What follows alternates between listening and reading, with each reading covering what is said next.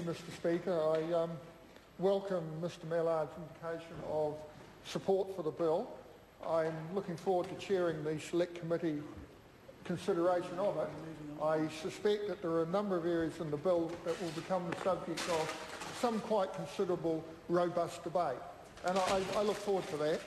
That can only be healthy.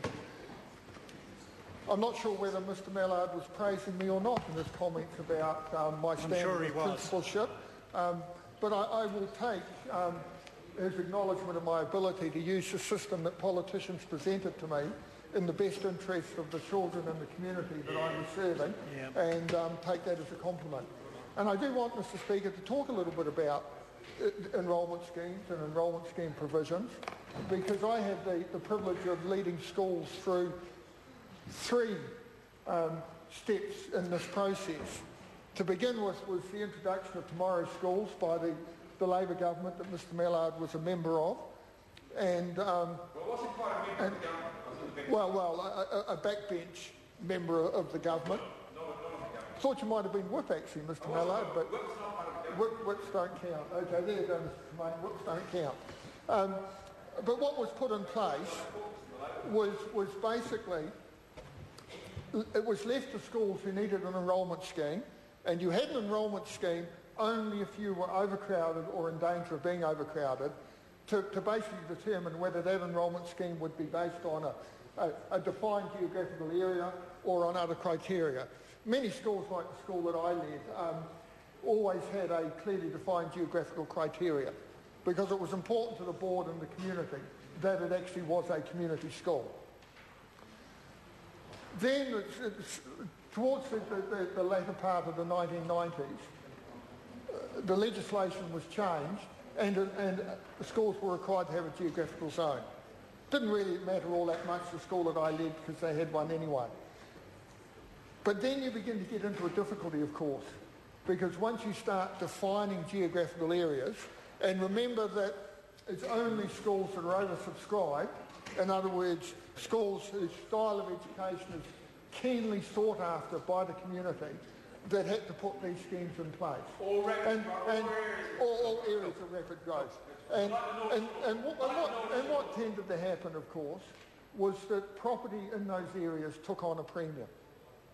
So it then became really important to look at the criteria that you had for taking youngsters from outside that geographical area.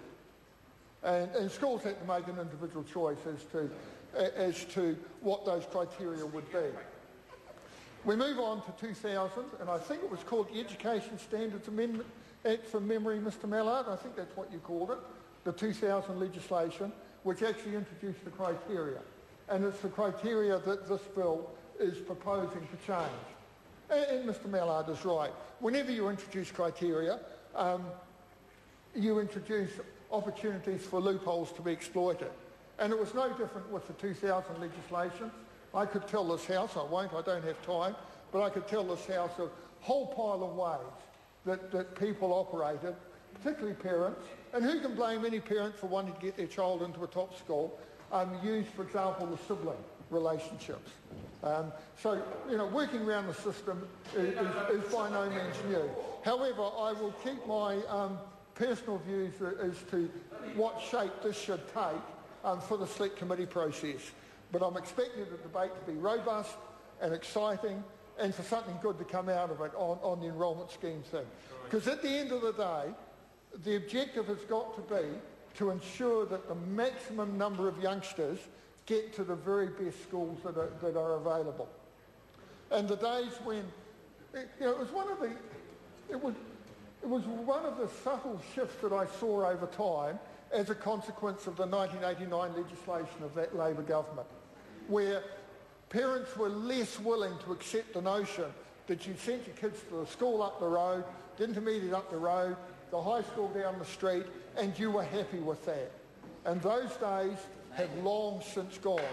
So I believe we've actually faced a major challenge in ensuring that good schools are available to the maximum number of youngsters we possibly can.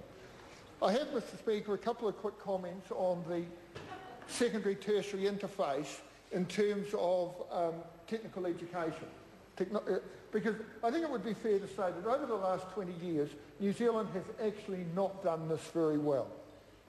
I can think back to the early 90s when there was a huge amount of talk of an interface between between secondary schools and the tertiary sector. And there were there was variable performance there. One of the things that it is really important that people get their heads around is the nature of an education in the technical subjects has changed hugely. And the qualities, abilities, knowledge, skills that youngsters need to succeed in a technical education have changed greatly. And I'm not sure that our system changed sufficiently quickly to keep up with that. And it is my hope that the provision now for trades academies and the interface with the tertiary sector actually will enhance that process. Because I'm bound to say that on a number of occasions in overseas countries, particularly in the United States, I've seen schools doing quite stunning jobs in the provision of technical education. And New Zealand has been well behind that. Behind that, not just in its provision, but I think more importantly, in the way that we were thinking about a technical education and what sort of children should have access to a technical education, what sort of youngsters. So I look forward to that change. And again, I believe that there will be room for a select committee to debate some of those issues. There are a number of other provisions in the Act, but other members have more than adequately covered those. So, Mr. Speaker, for the moment, I shall confine my comments to those points. Thank you.